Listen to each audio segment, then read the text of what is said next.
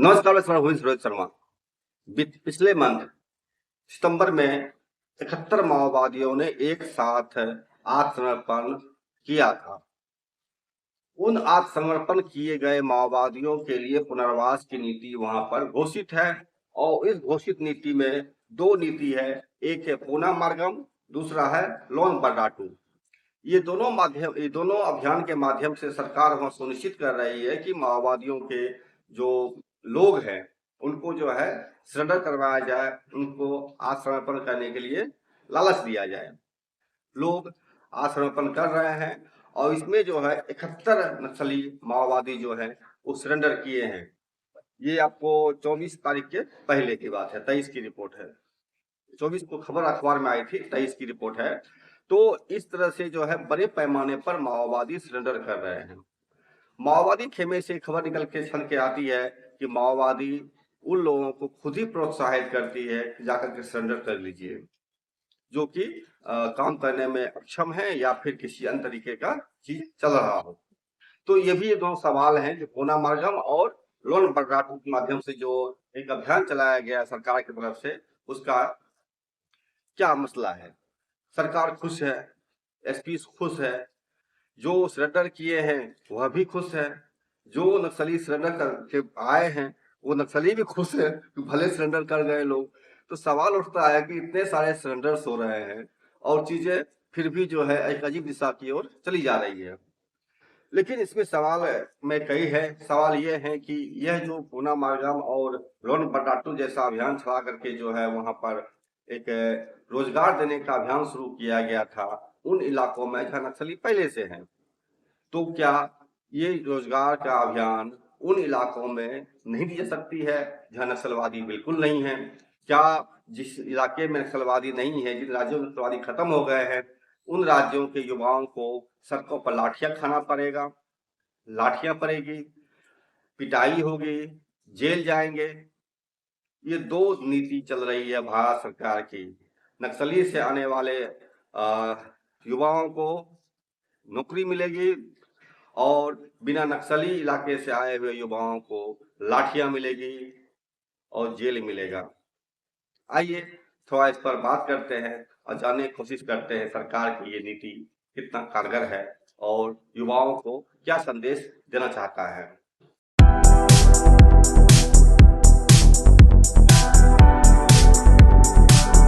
बीते मंथ सितंबर में 71 माओवादियों ने आत्मसमर्पण किया था। इसमें जो कहा गया है, इसमें 8 लाख का इनामी भी लोग थे और कुल मिलाकर के जो है लगभग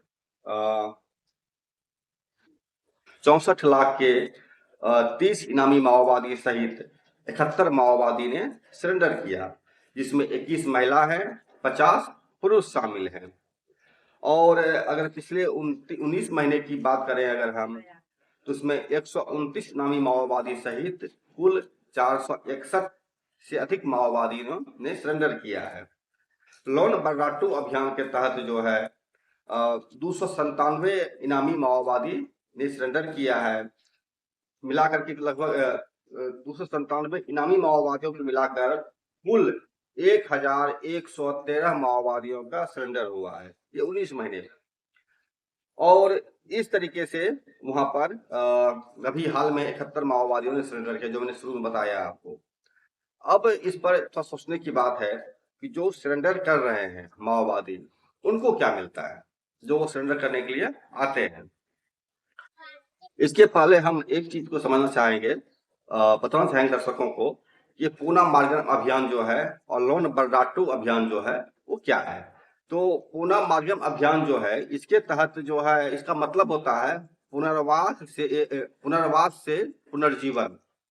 इस अभियान के तहत बस्तर रेंज के माओवादी प्रभावित जिलों में शांति स्थापना, पुनर्वास और सामाजिक पुनर्स्थापना के कार्य किए जा रहे हैं। इस अभियान के तहत नक्सलियों को हिंसा का रास्ता छोड़कर सरेंडर कर उन्हें समाज की मुख्य धारा में शामिल होने का मौका मिलता है, जिसके तहत की 71 माओवादियों ने मंथ में सरेंडर किया है। उसी तरह से लोन बर्राटू अभियान क्या है, तो लोन बराटू अभियान गोंडी भाषा का शब्द है। इसका अर्थ होता है घर वापस लौटिए। दंतेवाड़ा पुलिस ने इसे साल 1918 में शुरू किया था। इस अभियान के तहत जन जागरूकता एवं विश्वास स्थापना अभियान है, जिसके माध्यम से माओवाद प्रभावित जिलों और कैडरों को ग्रामीणों और कैडरों को मुख्य धारा में लौटने हेतु प्रेरित किया जा रहा है। यह अभियान अब तक 1000 से अधिक आत्मसमर्पण का साक्षी बन चुका है। पूना मार्ग उसी सोच का विस्तार है, जिसमें आत्मसमर्पण करने वालों को सम्मान, पुनर्वास और भविष्य निर्माण के ठोस अवसर दिए जा रहे हैं। अब वहां की जो साई सरकार है उसकी पॉलिसी समझिए, सरेंडर पॉलिसी क्या है।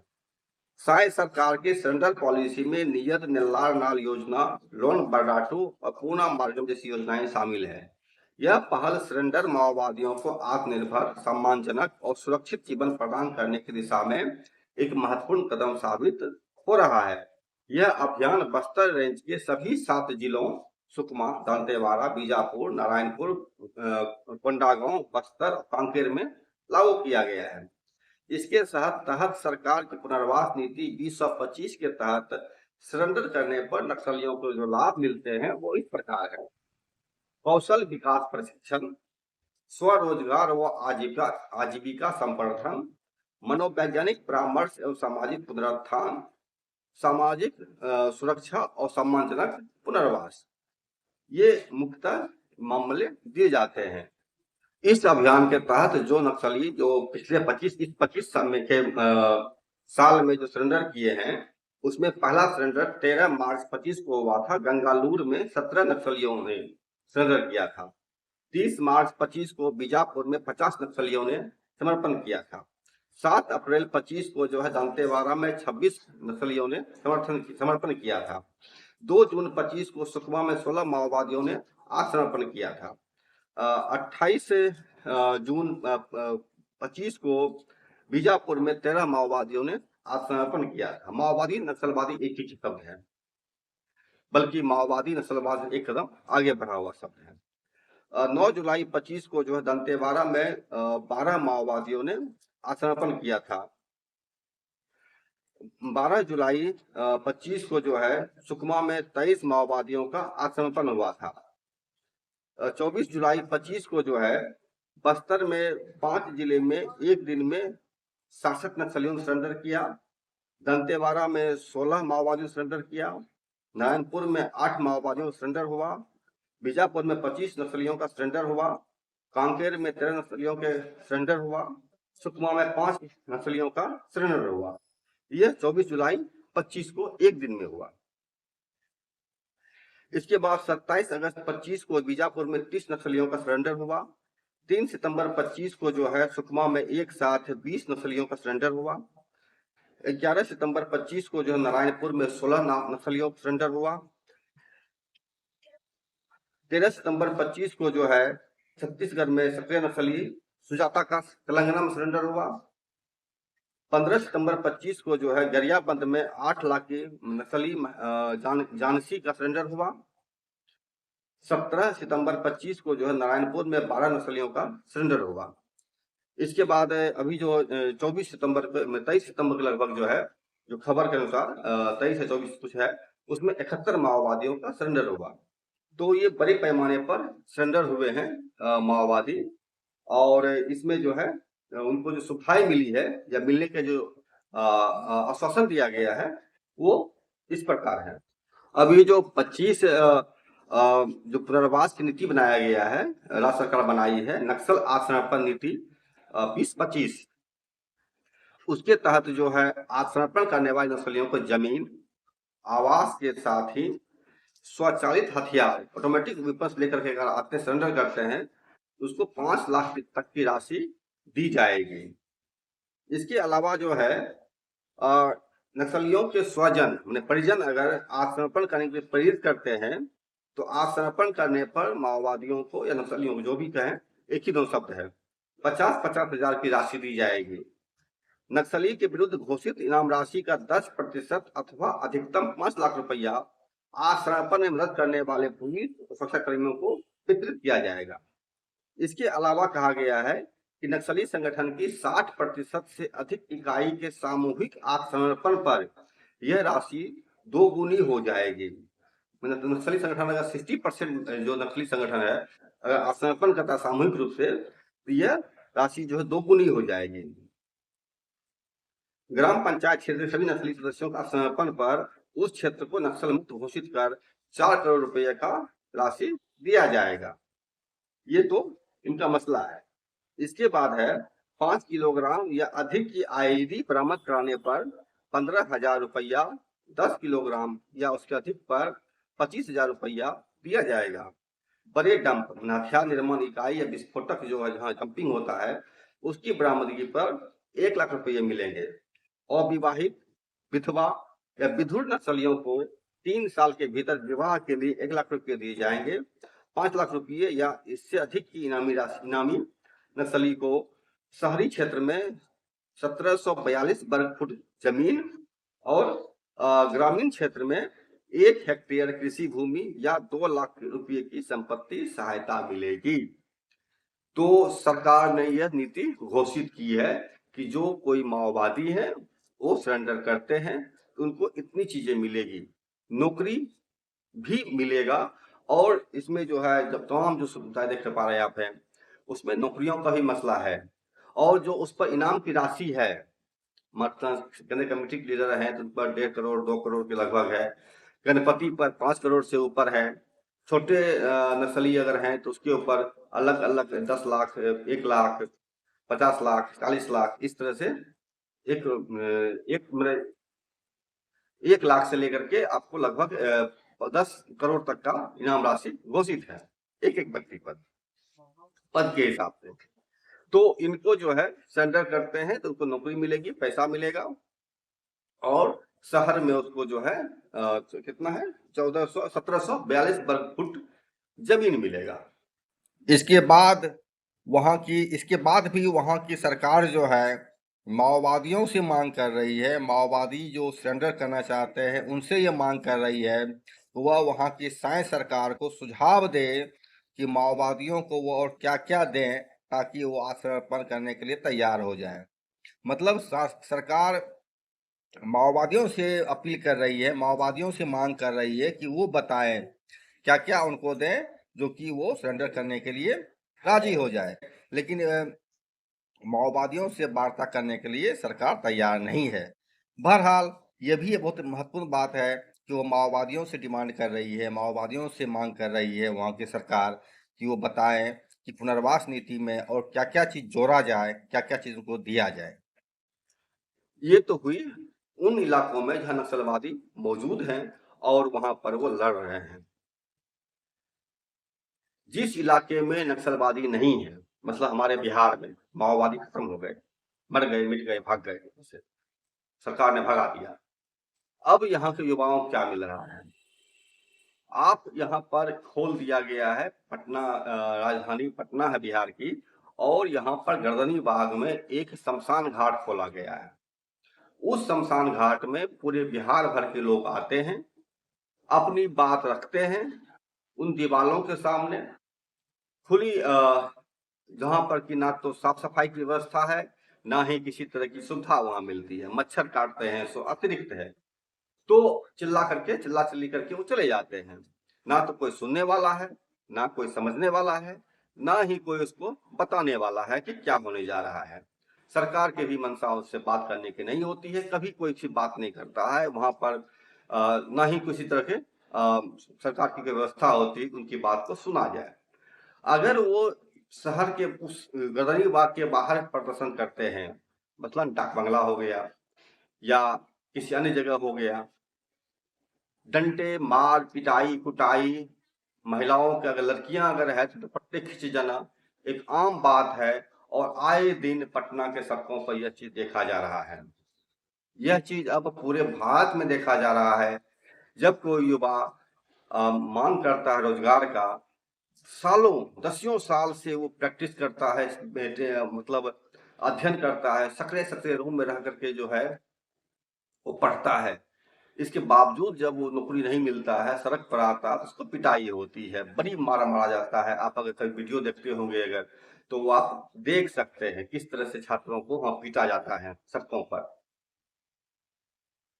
सवाल अब दूसरा है, सवाल यह है कि जिस इलाके में माओवादी है वहां पर उनको नौकरी मिल जाती है, जिस इलाके में माओवादी नहीं है वहां पर उसको पिटाई मिलती है। तो सरकार क्या कहना चाहती है? सरकार ये कहना चाहती है, इसका मतलब यही होगा कि आप पहले माओवादी बनिए, पुलिस को मारिए, फिर आप आत्मसमर्पण कीजिए, फिर आपको जो है शहर में 1742 वर्ग फुट जमीन मिल जाएगा, नौकरी मिल जाएगी, आपको रहने का व्यवस्था हो जाएगा, सरकार आप पर इनाम राशि भी आपको देगी, और हथियार लेकर अगर आप आते हैं तो उसका भी पैसा आपको 1 लाख 2 लाख 5 लाख रुपया मिलेगा। तो मतलब आप एक शांतिपूर्ण जिंदगी आराम से जी सकते हैं, बसर कर सकते हैं। छात्र जितनी कठिनाई के साथ 10 साल तक 12 साल तक पढ़ता है सक्रिय सक्रिय रूम में, जहां पर कि बदबू देता हुआ नाली बहता है, जहां पर कि मतलब खाने की व्यवस्था नहीं होता है, मतलब वो अब जंगल के दुर्गम जिस इलाके में माओवादी रहते हैं उस इलाके से भी दुर्गम हालत में और विपरीत परिस्थिति में छात्र जो है यहाँ पर अध्ययन करता है, और इसके बाद भी उसकी उम्र बढ़ती जाती है, नौकरी का अवसर घटता जाता है, और बोलने पर पिटाई होती है बोनस में। तो क्या भारत सरकार यही कहना चाहती है कि आप माओवादी बनिए पहले, फिर पुलिस को मारिए, फिर सरेंडर कीजिए, फिर जाकर घर बनाइए, नौकरी हासिल कीजिए? अगर यही है तो भारत के युवा या बिहार के युवा या देश के युवा अब क्या उसको यह टेस्ट पास करना होगा? निश्चित तौर पर अगर ऐसा स्थिति है तो माओवादियों को उन इलाकों में अपना भर्ती सेंटर खोल देना चाहिए जहां पर कि वह युवाओं को भर्ती करे, माओवादी बनाए, पुलिस को मारे, और फिर उसको सरेंडर करने के लिए भेज दे। तो ये एक अजीब सा मजाक चल रहा है देश में, और इस तरह की चीजें चला करके जो सरकार देश के युवाओं को माओवाद की तरफ स्वतः ही भेज रही है, और बाद में हल्ला करती है कि माओवादी यहाँ पर खत्म नहीं हो रहे हैं, माओवादी बढ़ती जा रही है। आंकड़े ही बताते हैं कि ये एक माओवादी की हत्या होती है तो 5 माओवादी उसके जगह पर भर्ती हो जाते हैं। अभी बासवराज की शहादत हुई। बासवराज सीपीआई माओवादी के महासचिव हैं। सरकार का ही कहना था, पुलिस का भी कहना था कि अब बासवराज की मृत्यु हो गई है, अब कोई माओवादी संगठन में महासचिव बनने के लिए तैयार नहीं है, और तमाम लोग जो है भाग पड़ा रहे हैं। लेकिन बाद में जो खबरें निकल के आई कि वहां पर सरकुटव्वल था कि मैं महासचिव बनूंगा तो मैं महासचिव बनूंगा, और इस महाकुटव्वल में सोनू वेणुगोपाल जो है, जब उनको महासचिव का पद नहीं मिला तो वो विद्रोही हो गए पार्टी से ही, और पार्टी को सरेंडर कराने की दिशा में आगे बढ़ गए। लेकिन सफल नहीं हो पाए, या जो भी स्थिति होगा वो बात की बात है। लेकिन मसला यही है कि महासचिव बनने के लिए वहां पर मारामारी हुई। सरकार कहती है कि महासचिव बनने के लिए कोई तैयार नहीं हो रहा है, हम चीजों को देख पा रहे हैं कि वहां मारामारी हो रही है कि मैं महासचिव बनूंगा, मैं महासचिव बनूंगा। तो अगला गोली खाने वाला आदमी तैयार हो जाता है, बल्कि उसमें होड़ लग जाता है कि मैं गोली खाऊंगा, मैं गोली खाऊंगा, मैं गोली खाऊंगा। तो इस चीज को सरकार कैसे देख पाती है? अगर सरकार का मंशा कहीं से भी नक्सलवाद माओवाद को समाप्त करना है तो उसे लोगों के रोटी रोजगार की समस्या को हल करना पड़ेगा। अगर वो रोटी रोजगार की समस्या को हल नहीं करेंगे, वह लोगों को एक नया टेस्ट की दिशा में आगे भेजेंगे, अगर कि पहले माओवादी बनो, फिर वहां 5 साल नौकरी करो माओवादियों के साथ, फिर वहां पर पुलिस को मारो, फिर सरेंडर करो, उसके बाद जाकर के जो है इतनी सुविधाएं हासिल करो। शहर में जहां पर कि 5 फुट जमीन खरीदना भी एक असंभव सकृत हो जाता है, एक मध्यम वर्गीय गरीब युवाओं के लिए एक सपना होता है कि शहर में 50 फुट 100 फुट का भी जमीन मिल जाए ताकि एक दुकान भी खोल सके। वहां सरकार 1742 वर्ग फुट जमीन दे रही है, तो यह युवाओं के लिए सुनहरा मौका है। वह क्यों नहीं माओवादी बनेगा? क्या स्थिति यह है कि सरकार लोगों को प्रेरित कर रही है कि माओवादी बनो? पढ़ाई करने से बेहतर है कि 10 साल 15 साल 20 साल तक युवा जो लगातार आंख फोड़ता रहता है डिम डिम लाइट में पढ़ने के लिए, उससे तो बेहतर है कि आप 15 साल की आयु में माओवादी में भर्ती हो जाइए, 25 साल की आयु में सरेंडर कर दीजिए और 30 साल की आयु के बाद शादी विवाह करके आप आराम से जिंदगी बसर कीजिए। यह एक सुनहरा मौका सरकार देश के युवाओं के सामने रख रही है कि रोजगार पाने का बेहतर बेस्ट ऑप्शन है माओवादी बनना। आप क्या सोचते हैं?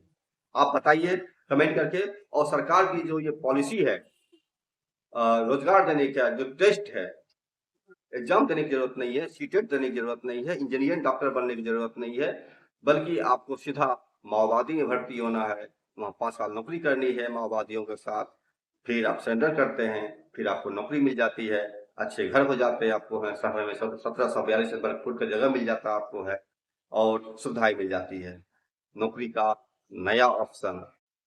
इसके साथ ही एक सवाल और उठता है कि आप जो माओवादी है उसके लिए तो आप बहुत लंबे लंबे लुभावने नारे दे रहे हैं, पैसा देंगे, घर देंगे, जमीन देंगे, नौकरी देंगे, बहुत चीज देंगे।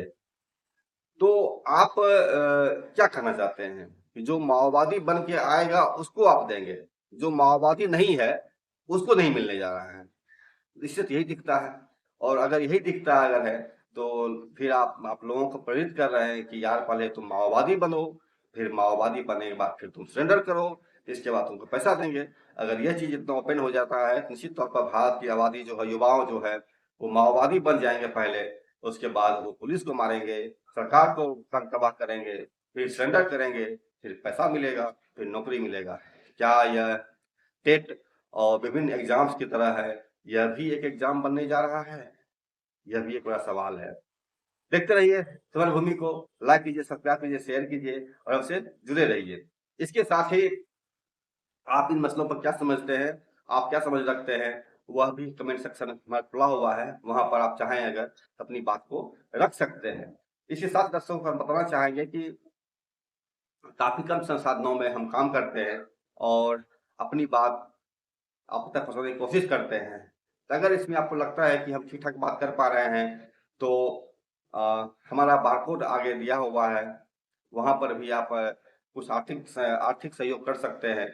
और हमारा चैनल का मेंबरशिप भी है जो कि 89 रुपीज का और 159 रुपीज का दो मेंबरशिप है। आप चाहें तो उसको मेंबरशिप लेकर के भी हमें सहयोग कर सकते हैं। नमस्कार, मैं रोहित शर्मा। चैनल देखिए, लाइक कीजिए, शेयर कीजिए, हमसे जुड़े रहिए।